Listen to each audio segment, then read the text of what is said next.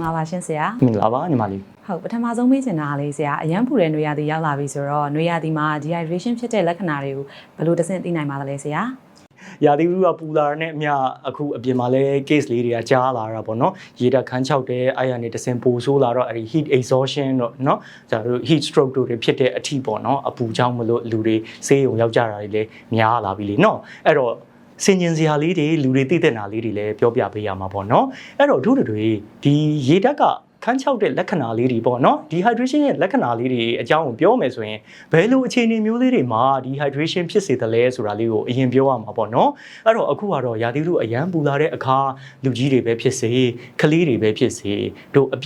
ြင်ပအပူချိန်နဲ့ဓာတ်ရိုက်ထိတွေ့မိရင်ပေါ့နော်အဲ့တော့တို့နေပူတဲ့ကိုသွားတာအချိန်များတယ်နေပူတဲ့မှာချွေးတန်တရွှဲရွှဲနဲ့အလုပ်လုပ်ရတာတွေသွားရတာတွေဒါမှမဟုတ်အရန်ပူတဲ့ environment တွေမှာနေရောင်ဓာတ်ရိုက်မဟုတ်ပေမဲ့လူတွေအရန်များတဲ့ကြက်သိမ့်နေတဲ့အခန်းထဲမှာအလုပ်လုပ်ရတာဒီပြင်ပပေါ့နော်အေးချိန်မရဘဲနဲ့အထဲမှာအပူနဲ့လုံးနေတဲ့အချိန်တွေမှာခန္ဓာကိုယ်ကချွေးတအားထွက်လို့ရှိရင်ရေဓာတ်ခမ်းမှုကပိုဖြစ်နိုင်တာပေါ့နော်ဒါရင်ပဲလားဆိုတော့တို့ယောဂအနေနဲ့ကြည့်လိုက်မယ်ဆိုလို့ရှိရင်ဝန်းပြဝန်းလျှောဒါဆောင်းတွင်းမှာလည်းမဟုတ်ဘူးဒီနွေရာသီမှာလည်းဖြစ်ကြသေးတယ်လေနော်အစားအသောက်တွေပြက်ပြီးဥတော့အန်နာနဲ့ဝန်းလျှောတာနဲ့အထက်လန်အောက်လျှောလေးတွေရာသီဝန်းလျှောပုံစံမျိုးလေးတွေဒါမျိုးလေးတွေလည်းဖြစ်ကြတာ哦နော်အဲ့တော့ဒါလေးတွေဖြစ်ပြီဆိုလို့ရှိရင်တို့တွေဒါခန္ဓာကိုယ်မှာရေဓာတ်လေးတွေခမ်းပြီပေါ့နော်ဆို okay အဲ့တော့ရေဓာတ်ခမ်းတဲ့လက္ခဏာလေးတွေလည်းဒါဆရာတို့ကပြောပြမယ်ဆိုရင်အရင်ဆုံးစပြီးတော့ရေဓာတ်ခမ်းစာမှာဖြစ်တဲ့လက္ခဏာရဲ့အရန်ဆိုးလာရင်ဆိုတဲ့လက္ခဏာလေးတွေဒီလိုလေးနှစ်ပိုင်းလေးခွဲပြောရမှာပေါ့နော်အဲ့တော့စချင်းရေဓာတ်ခမ်းလာပြီဆိုလို့ရှိရင်အရင်ဆုံးကတော့လိုအပ်လာပြီဆိုခန္ဓာကိုယ်ကတောင်းတမယ်ဆိုတော့ရေငတ်လာတာပေါ့နော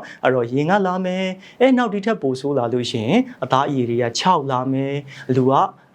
ပါဇက်တွေနှက်ခမ်းတွေလည်း6လာမယ်နော်သူ့မှာရေဓာတ်လိုအပ်တဲ့အတွက်ကြောင့်မလို့ခန္ဓာကိုယ်ကတောင်းတနေတဲ့အတွက်ကြောင့်မလို့ခန္ဓာကိုယ်မှာရေဓာတ်လျော့လေခန္ဓာကိုယ်ကလည်းအပူရှိန်ကြီးတက်လာလေးဖြစ်လာမယ်ဒီထက်ပိုဆိုးလာရင်ကြတော့သူရေဓာတ်မရတဲ့အခါကျတော့နေလို့မကောင်းတော့ဘူးလူကဒေါသတွေထွက်ချင်လာတယ်ကနာမငြိမ်တော့ဘူးနောက်ကလေးတွေမှာဆိုရင်လည်းအဲ့လိုပဲပေါ့နော်ရေအရန်စားတယ်ရေအရန်စားတော့ကြီးကြမယ်ငိုမယ်ဒါလေးတွေတွေ့ရတာပေါ့နော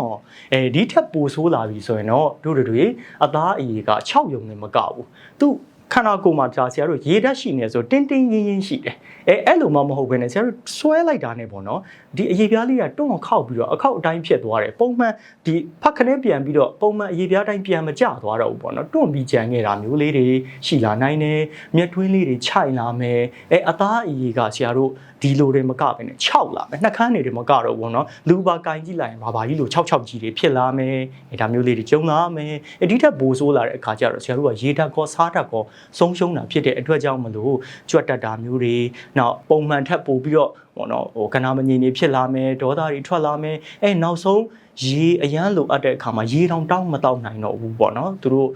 ့ရေလာချပေးအောင်သူတို့ဒီကနေသွင်းပေးမှဒါမှမဟုတ်ဘေးကတယောက်ကတိုက်ပေးမှဒီလိုတွေဖြစ်လာတာတွေတိတက်ဆိုးလိုက်တက်သွားတာမျိုးတွေကလေးတွေမှာကြုံရတတ်တယ်เนาะအဲ့တော့ဒါလေးတွေအဆင့်ထိပါဖြစ်လာနိုင်တာပေါ့ဟုတ်ကဲ့ပါဆရာဓာတ်စားနဲ့ရိုးရေတောက်ခြင်းရောကွာခြားခြင်းရှိပါသလားဆရာဘယ်လိုအခြေအနေတွေမှာပေါ့နော်သမီးတို့က WHO formula ဓာတ်စားတွေကိုရွေးချယ်တင်ပါသလဲဆရာဆိုတော့တို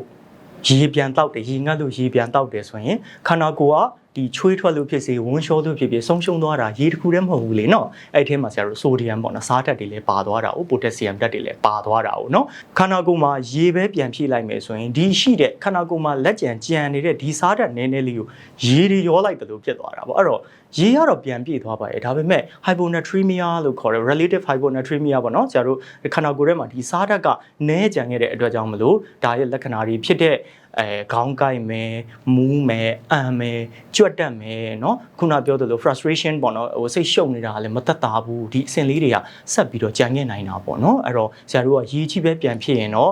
ခန္ဓာကိုယ်မှာရေဓာတ်ပဲပြန်ပြည့်သွားတာခုနလက္ခဏာတွေကြံခဲ့နိုင်တာပေါ့ဒါကြောင့်မလို့ဆရာတို့ကဒီ WHO formula နဲ့ထုတ်ထားတဲ့ဓာတ်စားကကြတော့ခန္ဓာကိုယ်ကဆုံးရှုံးသွားတဲ့ရေကောစားဓာတ်ကောကိုပုံမှန်ကွက်တိပြန်ပြီးတော့ဖြည့်ဖို့အတွက်ပြန်တောက်ရတာပေါ့နော်အဲ့တော့ရေကြီးပဲပြန်တောက်ရင်ခုနဟာလေးတွေကြံခဲ့မယ် WHO formula ဓာတ်စားပြန်တောက်မယ်ဆိုရင်တော့ခန္ဓာကိုယ်ကပုံမှန်အဆင့်ကိုဖြည်းဖြည်းချင်းစီနဲ့ပြန်ပြီးတော့ကောင်းမှုအတွက်ကိုဒါဦးစားပေးပြီးတော့ဒါဆရာ WHO ဓာတ်စားလေးတိုက်ရတာပေါ့နော်ဟ ဟုတ်ကဲ့ပါဆရာနေပူထဲမှာပေါ့နော်အလုံးလုံးနေတဲ့ချွေးထွက်များတဲ့သူတွေအတွက်ကောဆရာဓာတ်စားလေးတွေပေါ့နော်ဘယ်လိုပမာဏလေးတွေတောက်သုံးသင့်ပါသလဲဆရာအဲ့တော့ဓာတ်စားတိုက်မယ်ဆိုရင်ဒါဆရာတို့နေပူထဲမှာထွက်အလုပ်လုပ်ရတယ်ဆိုတော့ဒါတော့လူကြီးအပိုင်းလေးဆရာတို့ကဦးစားပြောရမှာပေါ့လေနော်အဲ့တော့ပုံမှန်ဆိုတော့ရေငတ်လာတယ်ချွေးလက်တအားထွက်တယ်ဆိုရင်ဓာတ်စားတောက်လို့ရတာပေါ့နော်အဲ့တော့ဆရာတို့1လီတာနဲ့ဖြော်တဲ့ဓာတ်စားကြီးရှိတယ်လေနော်အဲ့တော့ဒီမှာမှအရသာထည့်ထားတာအရသာမထည့်ထားတာမျိုးစုံလေးရှိသေးတယ်လေနော်အရသာလေးပါတော့တောက်ရတာလေဘိုးကောင်းတာပေါ့နော်အဲ့တော့တဘူးကတော့ရတယ်တောက်လို့ရတယ်ဆရာတို့1လီတာတဘူးကတော့စိတ်ချလက်ချတောက်လို့ရတယ်ဒါပေမဲ့လူကြီးဆိုတာကကလေးလိုမဟုတ်ဘူးတချို့တွေကြာနှလုံးသွေးတို့တွေရှိတတ်တာလေးတွေရှိတယ်လေနော်အဲ့တော့ဒီလိုကိုမှယောဂအခန်းရှိထားတယ်ဆိုလို့ရှိရင်တော့ဒါတဘူးလောက်ကတော့ကိုအရန်ချွေးထွက်နေတယ်ဆိုတော့တောက်လို့တော့ရတာတော့မှန်တယ်ဒါပေမဲ့ကိုယ့်ရဲ့ငကိုသွေးပေါင်ချိန်ကရောဘယ်လိုတွေဖြစ်ထားလဲဆိုတာရှိသေးတယ်လေနော်အဲ့တော့လိုအပ်လာရင်တော့ပေါ့နော်ကိုယ်ကသွေးတို့အရန်ဆောင်တတ်တယ်ဆိုရင်တော့ကိုယ်သဘောနဲ့ကိုယ်မတောက်ဘဲနဲ့ကိုယ့်ရဲ့ပြနေကြဆရာဝန်နဲ့တိုင်ပင်ပြီးတော့နော်ဒါစားကိုဘယ်လိုတောက်ရမလဲဘယ်လိုတောက်တင်တယ်လဲတိုင်ပင်ပြီးတော့မှတောက်တာပိုကောင်းပါတယ်နော်ဟုတ်ကဲ့ပါဆရာဟုတ်ကလေးတွေအတွက်ကောပေါ့နော်ဆရာနွေရာသီမှာဆိုလို့ရှိရင်ဘလို့အခြေအနေတွေမှာဓာတ်စားလိုအပ်ပါလဲဆရာဒီကလေးနဲ့လူကြီးမှာရောတောက်တဲ့ဓာတ်စားပမာဏကွာခြားမှုရှိပါသလားဆရာကလေးတွေကြတော့ဆရာတို့ကချွေးထွက်လို့ပြန်တောက်မှာနဲ့ဝန်းလျှော်ဝန်းပြက်ဖြစ်လို့တောက်မှာနဲ့ဒီလိုလေးလည်းရှိသေးတာဟုတ်နော်အဲ့တော့ချွေးထွက်လို့တောက်တဲ့အခါကျရင်တော့ဆရာတို့ကလေးဓာတ်စားလေးတွေလည်းရှိတယ်လေဆရာတို့ဟို formula 1 liter တဲ့မဟုတ်ဘူး250နဲ့ဖြော်တဲ့ဓာတ်စားလေးတွေလည်းရှိတယ်လေနော်အဲ့တော့ကလေးဓာတ်စားလေးတွေကတော့တောက်လို့ရတယ်ချွေးထွက်တယ်ဆိုတထုပ်လောက်ကတော့ဒါပုံမှန်တောက်လို့ရပါတယ်နော်ကလေးတွေဆိုတော့လည်းအရသာပါတာလေးဆိုပူကြိုက်တာပေါ့နော်ဆိုတော့ဒီအရသာဆွတ်ထားတာလေးတွေ lemon flavor လေးတွေလည်းရှိတယ်လေနော်ဒါမျိုးလေးတွေတိုက်လို့ရတယ်ဝန်းပြက်ဝန်းလျှော်ဖြစ်ရင်တော့ဆရာတို့ကတော့ဝန်းဘယ်နှချိန်သွားလဲပေါ်မှာမူတည်သေးတာပေါ့နော်အဲ့တော့10ချိန်လောက်သွားနေတဲ့ကလေးကိုတထုပ်ထဲဒါလေးတထုပ်ထဲတိုက်လို့ကတော့ဘယ်လုံလောက်ပါမလဲเนาะအဲ့တော့ဆရာတို့ကအချမ်းပြင်းအားဖြင့်ဝန်းတစ်ခါသွားရင်ခန္ဓာကိုယ်ကနေပြီးတော့90ကနေ100မီလီလောက်ဆုံးရှုံးတယ်လို့သတ်မှတ်တာပေါ့เนาะအဲ့တော့3-4ခါသွားရင်เนาะဆရာတို့ကတစ်ထုပ်လောက်တော့ကုန်စီချင်တာပေါ့เนาะအဲ့တော့6ခါ9ခါ10ခါသွားနေ2ထုပ်လောက်ဒီလိုလေးပြန်တိုက်ပေးရတယ်အဲ့ဒီချိန်ကျဟဲ့ဆရာရဲ့ဝင်ပါမလားစိတ်မပူနဲ့အဲ့ကလေးတွေကိုယ်တိုင်ကတောင်းကိုတောက်မှာဘာလို့ဆိုသူတို့ခန္ဓာကိုယ်ကဆုံးရှုံးသွားတာသူတို့လိုအပ်ချက်ကိုသူတို့ခန္ဓာကိုယ်ကတောင်းတနေပြီလေတောက်ချင်နေပြီအဲ့ဒီအချိန်မှာအစားတွေဘာတွေအတင်းကျွေးလို့မရဘူးအဲ့ဒီခပ်ပြောပြောနဲ့တော့ရေဓာတ်နဲ့လိုအပ်တဲ့ဒီဓာတ်စားကိုပြန်ဖြည့်ဖို့ပဲသူတို့ကလည်းတောင်းဆိုမှာเนาะအဲ့တော့ကလေးတွေမှာကြတော့ဆရာတို့သူတို့ဟိုလိုအပ်ချက်အရာပေါ့เนาะအတိုင်းအတာအရာဆရာတို့ဒီလိုလေးပြန်ပြီးဖြည့်ပေးရပါတယ်ဟုတ်ကဲ့ပါဆရာဒီကလေးလူကြီးတွေဓာတ်စားတောက်တဲ့အခါမှာပေါ့နော်ဆရာသတိထားမယ်အချက်လေးတွေရှိပါသလားဆရာဆရာတို့လူကြီးတွေကတော့ချွေးထွက်လို့တောက်ကြတာများတာပေါ့နော်ချွေးထွက်လို့တောက်တဲ့အခါမှာတော့ဆရာတို့တချို့အချိုဖြည့်ဆွတ်ထားတာလေးတွေလည်းရှိတယ်အရသာဖြည့်ဆွတ်ထားတာလေးလည်းရှိတယ်ပလိန်ဓာတ်စားတွေလည်းရှိတယ်ဒါကတော့ဟိုတောက်လို့ရတာပေါ့နော်ဘယ်လိုပဲဖြစ်ဖြစ်ဒါချွေးထွက်လို့တောက်တယ်ဆိုခုနပြောလို့ပဲယောဂအခမ်းမရှိဘူးဆိုတောက်လို့ရပါတယ်အဓိကမှားတတ်တာကလေးတွေမှာပိုမှားတတ်တာဘာလဲဆိုတော့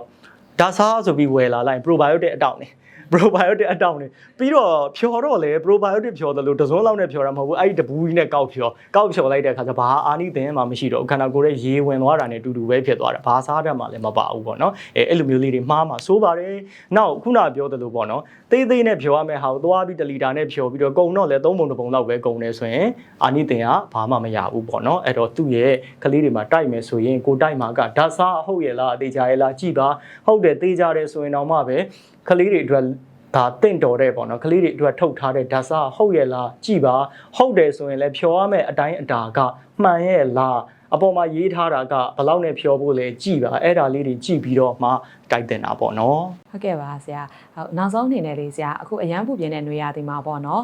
dehydration ဖြစ်တာကိုညီမတို့ကဒီ ORS တွေတောက်တာအပြင်ပေါ့တခြားသောဘလိုနီးနှန်းတွေနဲ့ကာကွယ်လို့ရပါသေးတယ်ဆရာဂရုစိုက်ရမယ့်အချက်လေးတွေရှိရင်လည်းဖြည့်ဆွတ်ပြီးတော့ပြောပြပါအောင်ဆရာဒါပေါ့ဆိုတော့ဆရာတို့အမြဲတမ်းပြောနေကြနော်ကာကွယ်ခြင်းသည်ကုသခြင်းထက်ပိုကောင်းသည်เนาะအဲ့တော့ဘာတွေကာကွယ်မလဲပေါ့အဓိကကတော့ဆရာတို့အပြင်သွားနေခုနပြောခဲ့တဲ့ပေါ့နော်နေပူရဲသွားတာမျိုးဒါမှမဟုတ်အရန်ကိုလှောင်ပိုက်ပြီးချွေးတွေတအားထွက်နိုင်တဲ့နေရာမျိုးပေါ့နော်အလုံကန်းတွေမှာအလုပ်လုပ်ရတာမျိုးဒါမျိုးလေးတွေမလွှဲတာမရှောင်တာလို့ပေါ့နော်အလုပ်လုပ်နေရတဲ့သူတွေလည်းရှိတာကိုเนาะအဲ့တော့သူတို့တွေကြပြန်တော့လေဒါဆရာတို့ကတော့ဟိုတတ်နိုင်သမျှပေါ့နော်အင်ကြီးဝတ်စားဝတ်မယ်ဆိုလို့ရှိရင်လည်းပေါ့ပေါ့လေးတွေခြီသားလေးတွေပေါ့နော်ဒါမျိုးလေးတွေဝတ်ပါတတ်နိုင်သမျှအလုံးမှာလည်းပူလိုက်အေးလိုက်ကြီးတွေမဖြစ်အောင်ပေါ့နော်အပူရှက်လိုက်အေးပတ်လိုက်တွေမဖြစ်အောင်ဒါလေးတွေခယူးဆိုင်ဖို့လိုအပ်ပါတယ်တော့ဒါတော့အလုံးလုံးနေတဲ့လူဆိုတော့လည်းဘယ်လိုလုပ်တာမလဲနော်ဆိုတော့သူအလုံးမှာပဲအသက်သာဆုံးဖြစ်အောင်ပေါ့နော်ခယူးဆိုင်ရတာပေါ့အဲ့တော့ဖက်နှက်တွေပါတယ်ဆိုလည်းဒီလိုပဲပေါ့အရန်ပူတဲ့နေရာသွားဖက်နှက်ကိုအဆွတ်ကြီးနဲ့အခြေအိတ်တွေနဲ့ဝတ်ထားပို့ဆိုးတာပေါ့နော်ဒီထဲမှာအပူတွေအောင်းပြီးတော့နော်အဲ့လိုမျိုးမဖြစ်အောင်ပေါ့ဖြစ်တဲ့ဖက်နှက်လေးတွေဝတ်ဖို့လိုအပ်တယ်အပြင်သွား မယ်ဆိုလို့ရှိရင်ထီနော်အုတ်ထုတ်ဒါလေးတွေဆောင်းသွားဖို့လိုအပ်တယ်ဆိုတော့အကယ်၍ပေါ့နော်ကိုကအလုံးမဟုတ်ဘူးဒီလိုပဲသွားစရာရှိလို့ပေါ့ပါပေါ့နော်ကိစ္စသွားစရာရှိတယ်ဆိုလို့ရှိရင်လည်းအဝတ်စားဝတ်တဲ့အခါမှာလည်းကျတို့အဖြူရောင်ဘက်တန်းတာလေးပေါ့နော်အယောင်နုနုတွေဝတ်လို့ရတယ်ထီအုတ်ထုတ်ဆောင်းလို့ရတယ်နော်အဲ့တော့လူကြီးတွေဆိုရင်ထားပါတော့နော်သွားတယ်ပေါ့နော်ကိုကရှိုးများခြင်းလို့ဆိုပြီးတော့အမဲရောင်ကြီးဝတ်ပြီးတော့အပေါ်ကကိုအင်းကြီးဝတ်ပြီးတော့ကိုရှိုးများမဲ့လူစီတောင်မရောက်သေးဘူးချွေးတွေထွက်ပြီးတော့လမ်းတော့မှလည်းအိမ်ပြန်ရမှာဆိုတော့နော်ဒါမျိုးလေးတွေရှိတာပေါ့အဲ့တော့အပြင်သွားမယ်ဆိုရင်တတ်နိုင်သမျှအပူကိုရှောင်းမရဘူးဆိုလို့ရှိရင်လည်းခန္ဓာကိုယ်အပူမရောက်စေမဲ့နီလန်းလေးတွေဒါလေးတွေကိုဂရုစိုက်ဖို့လိုအပ်ပါတယ်ခလေးတွေတူတူပဲခလေးဆိုတာတော့တို့တွေကဒီလာသားတို့အခါလေလေးတို့ကြတော့မိဘရဲ့အုပ်ထိပ်မှုအောက်မှာပဲရှိတာဟုတ်ဒါကတော့မိဘကြည့်ပြီးဂရုစိုက်ပြီးလို့ရပါမယ်တောက်နဲ့သွားတဲ့အဲ့၄-၅နှစ်တွေမှာနေပူကြီးလည်းတို့ကဆော့ခြင်းထွက်ဆော့ပလိုက်တာပဲဒါမျိုးကြတော့မိဘကြည့်ပေးရတာပေါ့နော်နေပူတဲ့ဖက်နှက်မှာပါပဲသွားတာအုတ်ထုံမှာပါပဲသွားတာတွေဖြစ်မှာဆိုးတယ်အဲ့တချို့ကျူရှင်တွေကြောင်းတွေသွားတဲ့အချိန်တွေဆိုလို့ရှိရင်လည်းကိုကလေးကိုကြည့်အောင်ပေါ့နော်သွားမယ်မေမေသွားပြီးဆိုတာနဲ့ဒီဘက်မှာဟင်းချင်အေးသွားတော့ဆိုဟိုမှာအုတ်ထုံမပါထီးမပါနဲ့နေပူကြီးတဲ့သွားရင်ဒုက္ခရောက်မှာပေါ့နော်အဲ့တော့အဲ့ဒါမျိုးလေးတွေလည်းဂရုစိုက်ပေးဖို့လိုအပ်ပါတယ်ဒါကအပူနဲ့ပတ်သက်လို့ဝမ်းပြောင်းဝမ်းလျှော့နဲ့ပတ်သက်လို့လဲဒါဆရာခုနပြောပြီးပြီနော်ဘယ်လောက်အတိုင်းဒါဘယ်လိုဒါစားကိုပြန်ဖြည့်ရမယ်ဆိုတာပြောပြီးပြီဝမ်းပြောင်းဝမ်းလျှော့မဖြစ်အောင်ကြိုးကာကွယ်ဖို့အတွက်ကိုလည်းလက်ဆေးတာလေးတွေအစားအသောက်ကိုတန်တန်ရှင်းရှင်းဖြစ်ဖို့အစားတွေဥပြီးတော့ပြတ်မသွားတဲ့အောင်လို့နော်ဒါတွေဖြစ်နိုင်မှာကိုကြိုးပြီးတော့ကာကွယ်နေမိဘတွေကကလေးကိုမကြွေးခင်မှာကြိုးပြီးတော့အစားအသောက်ကိုလည်းစမ်းစစ်ဒါလေးတွေလုပ်ပေးဖို့လိုအပ်ပါတယ်နော်ဟုတ်ကဲ့ပါဆရာအခုမေးခွန်းလေးတွေကိုစိတ်ရှိလက်ရှိဖြေကြားပေးတဲ့အတွက်ဆရာကိုကျေးဇူးအများကြီးတင်ပါတယ်ရှင်ဆရာဘက်ကလည်းဒီလိုဖြေကြားပေးလို့เนาะရတဲ့အတွက်ကြောင့်မလို့ဒါမေးပေးတဲ့ညီမလေးကိုကောတာဝန်ရှိတဲ့သူအားလုံးကိုကောကျေးဇူးအများကြီးတင်ပါတယ်ဘုဟုတုတာလည်းအများကြီးရကြမယ်လို့မျှော်လင့်ပါတယ်เนาะဆရာပြောပြပေးသွားတဲ့ဓာတ်စာရဲ့အကျိုးကျေးဇူးနဲ့အသုံးဝင်ပုံလေးတွေကိုနားထောင်ပြီးတော့မိဘပြည်သူတို့လည်းဘုဟုတုတအများကြီးရသွားမယ်လို့မျှော်လင့်ပါတယ်ဒီ season လေးကို Electric Food ဓာတ်စာအဓိကတာဝန်တင်ဆက်ပေးရဖြစ်ပါတယ်ရှင် Electric Food ဓာတ်စာဆိုရင်ချွေးထွက်များခြင်းဝမ်းပြက်ဝမ်းလျှော့ဖြစ်ခြင်းနဲ့အထက်လန်အောက်လျှော့ဖြစ်ခြင်းတို့ကြောင့်ရေဓာတ်ခန်းခြောက်ခြင်းကိုထိရောက်စွာကာကွယ်ကုသပေးပါတယ်